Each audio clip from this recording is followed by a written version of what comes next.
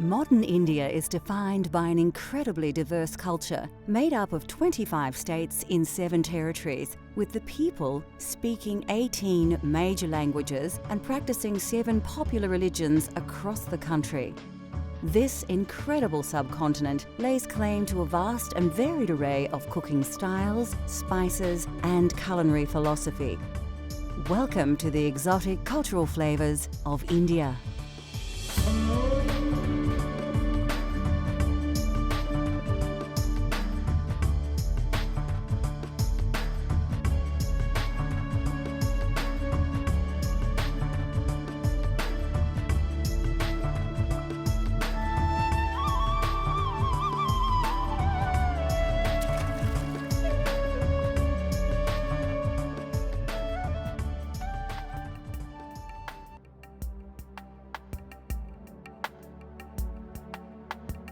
Home to more than 1 billion people, the subcontinent bristles with an eclectic blend of ethnic groups.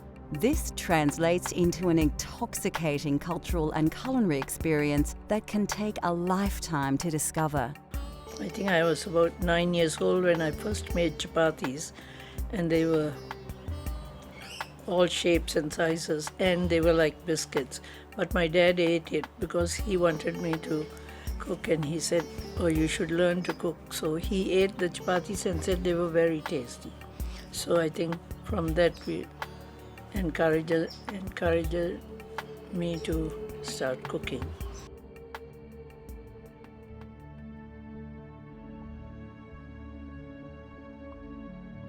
Many Indian recipes often include the key ingredient of garam masala.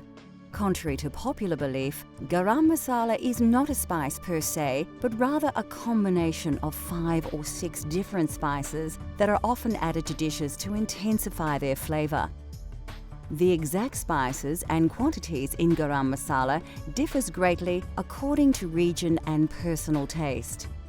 Whole spices are usually ground in a mortar and pestle and blended together. In Hindi, garam masala literally means hot mixture, yet chilies do not feature as one of the key ingredients, and the garam masala blend should be intensely spicy rather than hot. A garam masala mix includes a range of spices. Black or white peppercorns feature commonly, as do cloves, which have a strong and bitter taste and should be used sparingly. Cardamom comes in 2 varieties. Large black cardamom seeds display a strong flavour, while the smaller green cardamom seed is sweeter on the palate. Star anise is always a key ingredient in any masala mix, and it's easily recognisable for its unique shape.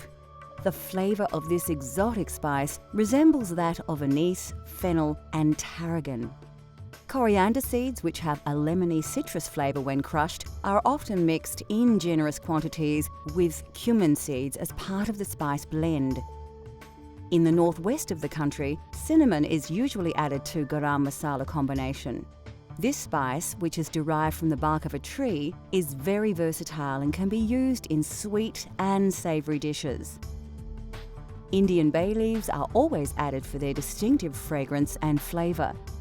Commercial mixes of garam masala are available from any supermarket, but anyone with a real sense of adventure will not regret blending their very own. Across India, meats are traditionally roasted in a tandoori oven. For those of you that don't have access to one of these, a barbecue is a very good alternative. Tandoori meats are first marinated with yogurt and garam masala and ginger and garlic and lemon juice. You can use either prawns or fish or chicken or lamb, and it's cooked very quickly in this hot clay oven, bringing out some very nice moist dishes which are beautifully roasted.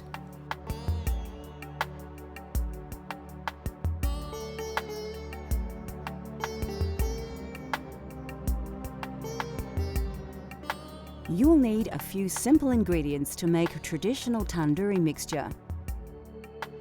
Get organised and prepare your paste well in advance so your lamb cutlets can absorb the recipe's exotic and aromatic subtleties, preferably overnight.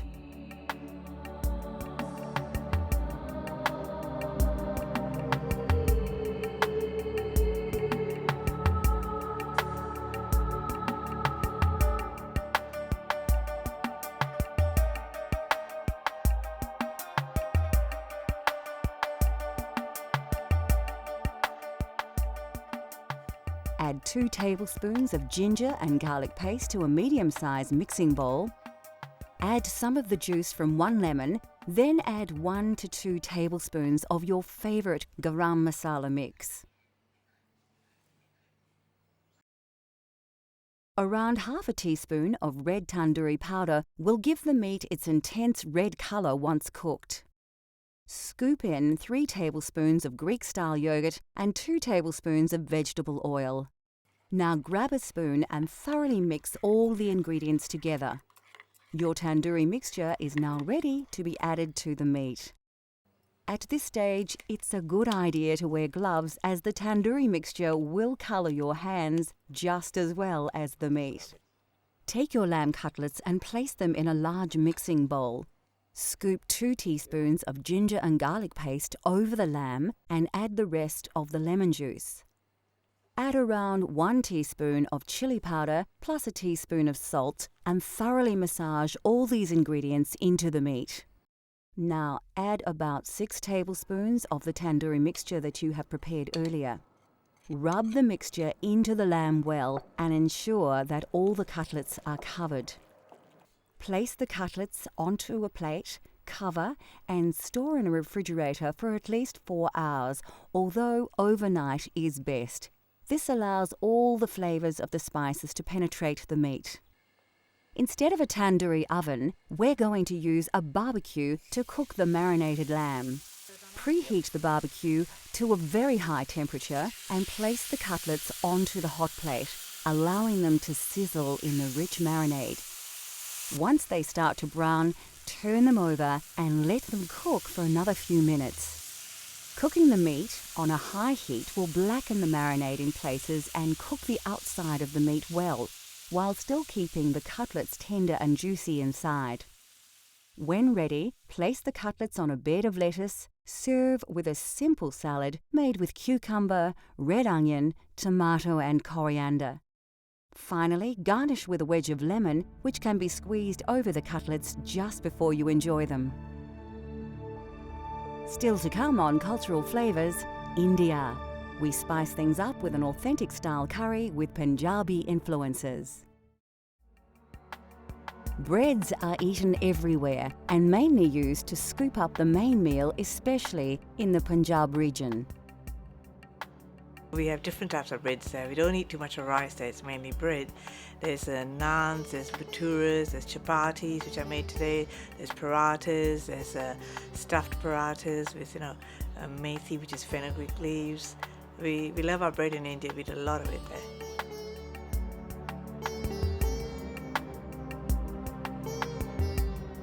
To create authentic Indian chapatis at home, you will only need a few simple ingredients to create your dough base.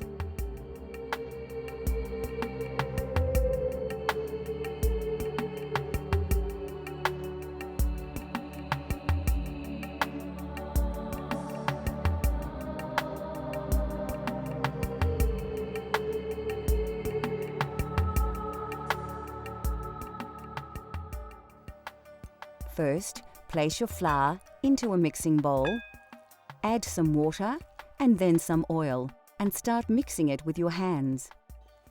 Work the liquid through the flour, forming a dough, and add more water as you go until all the flour is picked up by the dough and it becomes slightly elastic. Make sure you knead the dough well. It should be malleable but not sticky. Then leave it to rest for 20 minutes. Take small pieces of dough and roll them into small balls. Coat them with some reserved flour, then work them into a disc with your hands. You can then roll them flat and thin with a rolling pin, adding flour as required to prevent the chapati from sticking to the pin or board. Place the rolled chapati on a floured plate and continue until you have used up the dough. When you have all your chapatis prepared, heat a griddle plate or non-stick frying pan until it's very hot. Don't use any oil though. Start cooking the chapatis on the hot griddle until they puff up. Then turn and cook the other side, pressing lightly around the edges with a folded tea towel. As each one is cooked, wrap in a clean tea towel until all are ready. This prevents them from drying out. To serve, lightly spread with ghee, which is clarified butter, chapatis are generally served as an accompaniment to curries and vegetables.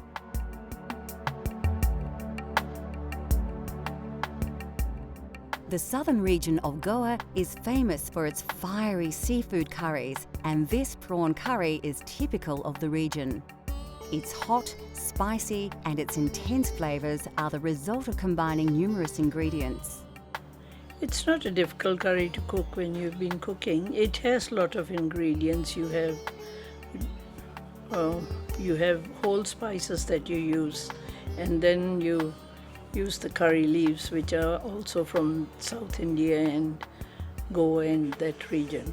And then you use other spices like curry powders, which we blend ourselves, and turmeric and chili powder and things like that. And then you use ground stuff, grind onions and whatever.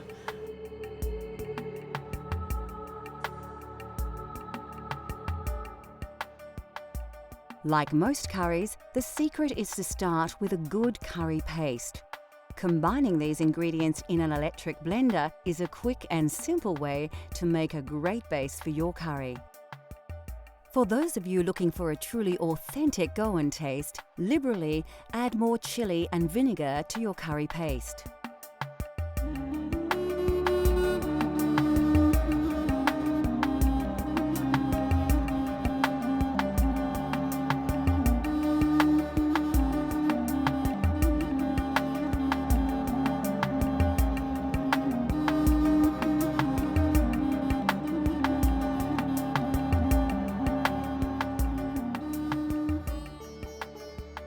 The second stage of this recipe requires a vast array of spices and other ingredients, so it's important to ensure that you prepare everything well before you start cooking. We're using green prawns with their shells intact, but you could use any type of prawn.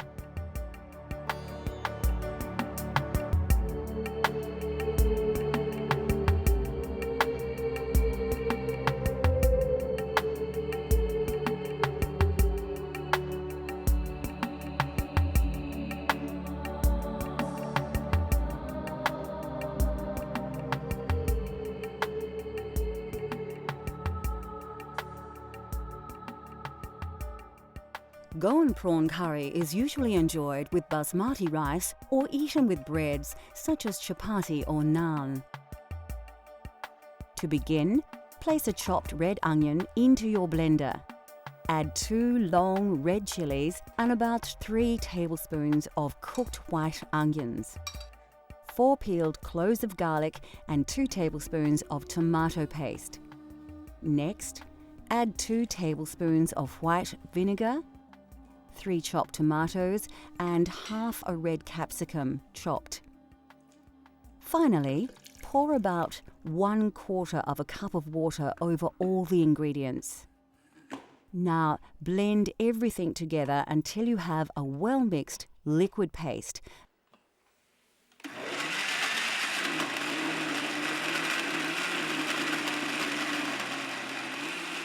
And put this to one side until later. To prepare the curry, heat some oil in a pan. Add your star anise, cardamom, cloves, cinnamon stick, fenugreek and mustard seeds to the hot oil. Place a sprig of curry leaves and 2 diced onions into the pan, then stir well.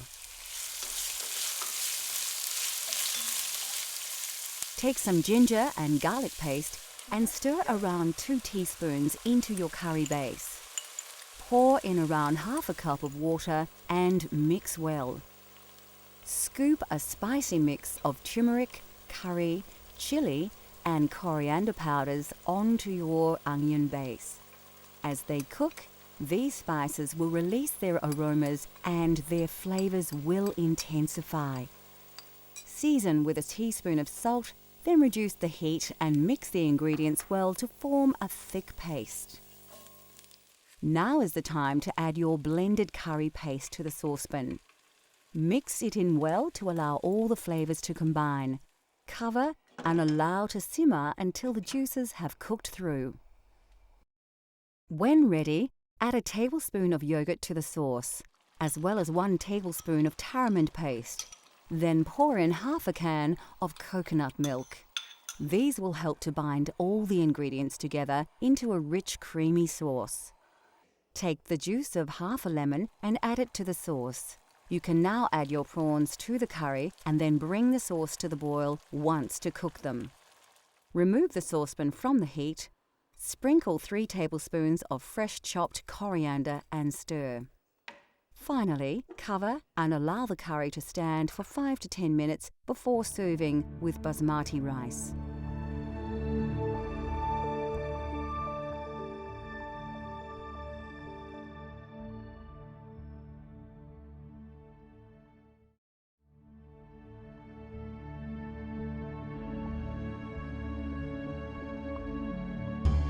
India produces more lentils than any other country in the world. These pulses are packed with high levels of protein as well as many essential minerals and vitamins. They are inexpensive, extremely nutritious, highly versatile and considered by many to be one of the healthiest food sources available. The most popular variety is Moong Dal. Commonly mixed with rice and sometimes with vegetables, these lentils form the basis of many very simple but healthy meals in India. They are so highly regarded by some Indian doctors that they are even prescribed to help with many stomach ailments.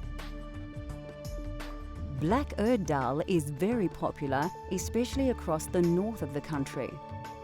It forms the main ingredient of dal makhani, the most characteristic signature dish of the Punjab region. Made with cream and butter, the dish takes over 8 hours to prepare. Very tasty and nutritious, dal makhani is usually accompanied by rice or served with freshly cooked chapatis. The white variety are simply black urd dal with their intensely flavoured shells removed. These are often soaked and ground to make delicious donuts, which are very popular throughout India. In southern regions such as Kerala, cooks use tur dal to create sambar, a spicy soup made with vegetables and tamarind. These small split chickpeas are chana dal. They have a variety of uses, not least as an ingredient in the crispy papadam, a favourite accompaniment at most Indian restaurants around the world.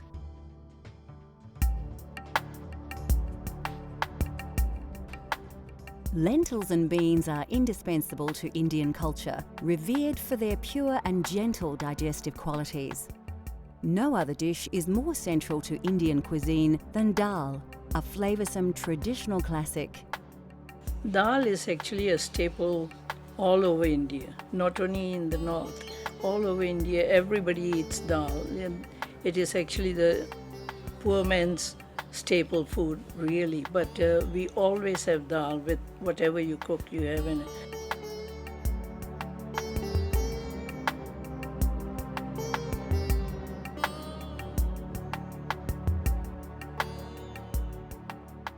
From north to south, dal in all its forms is central to Indian cuisine. Although dal seems like a simple dish, the preparation and complexity of its ingredients comes as a surprise to many. With a little time though, anybody can create a delicious dal at home.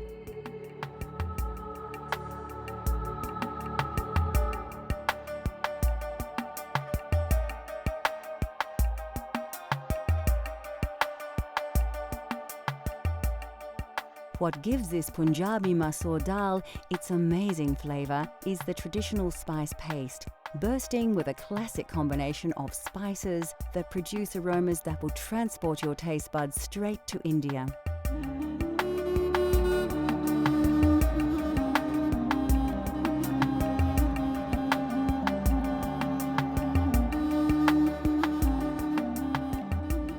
Although once limited to a very select few, all these exotic spices can now be sourced directly from your local supermarket. Firstly, take your washed red lentils and place them in a medium-sized saucepan. Add the water to the pot, then stir in your turmeric powder, salt, a dash of chili powder, the garlic and ginger paste, a dash of fenugreek seeds, and a tablespoon of oil. You can find garlic and ginger paste in most Asian grocers or simply buy them individually and combine them yourself. Chop the fresh chili and add it to the ingredients, along with the diced tomato. Give it a good stir before placing on the stove to boil for about 15 minutes. This part of the preparation is very quick, and dal is a great dish to prepare if you're short on time. While the pot is bubbling away, you can prepare your spice paste. Finely chop 3 cloves of garlic and dice an onion. We're actually using the sweeter Spanish onion here. Put a small pan on the stove and heat up your vegetable oil until it begins to smoke. When the oil is hot, add a pinch of fenugreek seeds, cumin seeds, mustard seeds, curry leaves, and diced garlic. This all needs to be done quickly to avoid burning the ingredients while allowing the flavours to release into the hot oil. Add the diced onion and give your paste a stir, coating the oil over the onion. This will slow the cooking process, and now you can work a little less urgently.